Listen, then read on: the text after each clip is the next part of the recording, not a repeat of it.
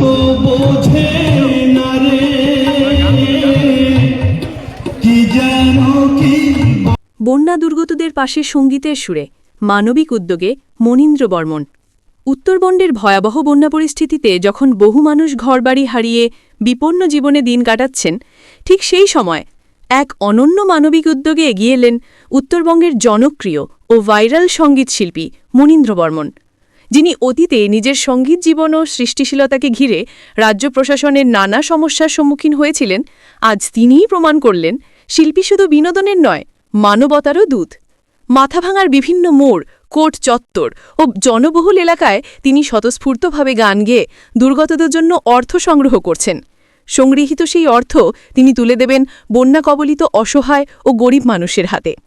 গান গেয়ে মানুষের সহানুভূতি ও ভালোবাসা জাগিয়ে তোলার এই উদ্যোগে ইতিমধ্যেই সাধারণ মানুষ থেকে শুরু করে বিভিন্ন মহল সাধুবাদ জানিয়েছেন।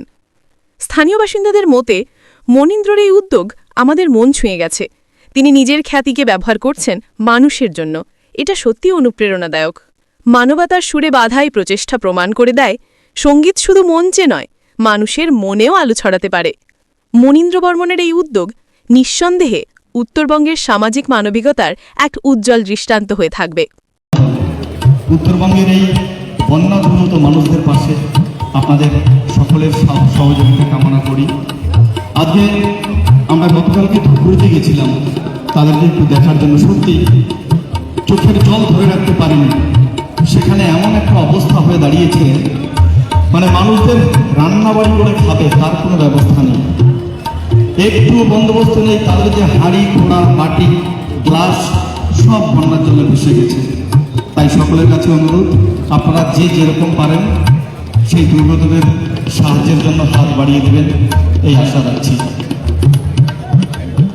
মুখ দেখিয়া মনের ভাষা কেউ তো বোঝে না রে,